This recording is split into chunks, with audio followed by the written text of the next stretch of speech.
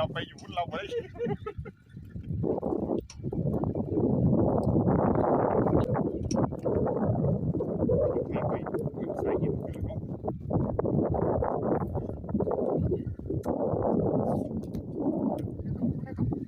ตักอยู่ดิมีอยู่รถสวิงป่าอย่างน้อยยีซุกแน่นอนเพราะว่ายีซุกแน่นอนปลาตะเพียนโมเฮงป่านี้